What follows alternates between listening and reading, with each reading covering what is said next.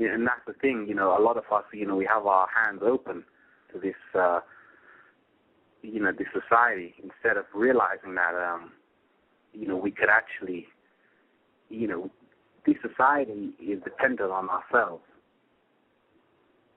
You know, a great book called The Black Swan my sister just gave me right now.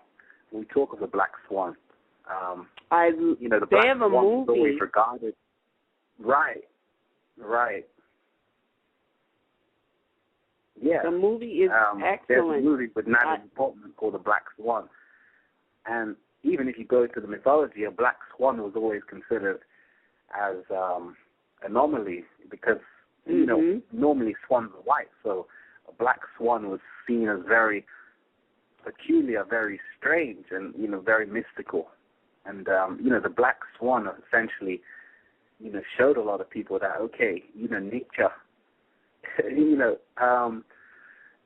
there's so many things we don't know about nature. You know, nature throws up all kinds of variations, and, you know, the black swan is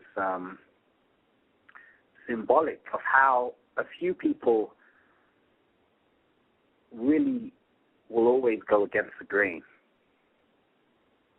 You know, and they might be called the ugly duckling for, you know, but at the same time, they hold the key. You know, they hold the key, and they are the special ones.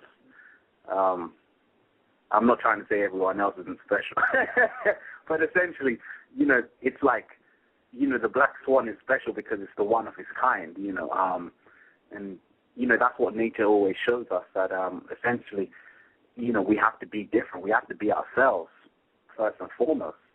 If that, you know,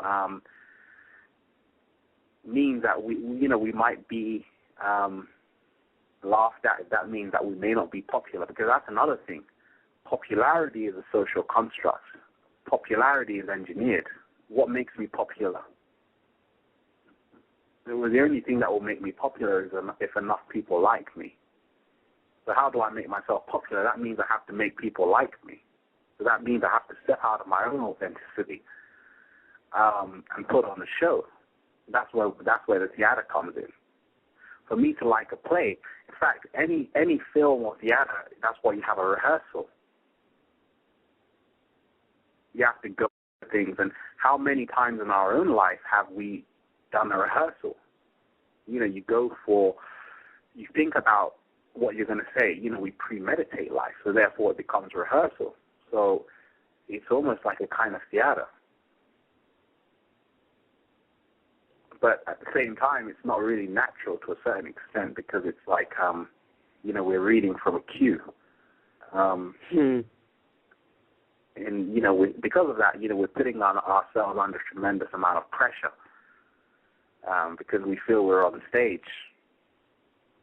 You know, we're not really allowing ourselves to let go of, you know, this facade, this fascia. And for me, that's what I think the Black Swan does. You know, it lets go of this. That's only symbolically speaking, obviously, but, you know, it lets go of the facade, and it just, that way it frees itself. You know, and, you know, for me, that's what I strive to do, not to repeat the same nonsense to other people. Because a lot of us, you know, we know certain things, but we just go along, you know, with the same song we've been told. When really we know it's BS, but at the same time, you know, we don't want to spoil the choir. You know, we don't want to sing out of tune. That's another thing about the Hive, because, you know, by being the Black Swan, essentially you're being out of tune. You know, so a lot of us, you know, if I'm going to say, okay, I want to go to get some drink, I want to smoke some cigarettes, that's what a lot of people are doing. So that's what's in fashion. That's what the choir is singing.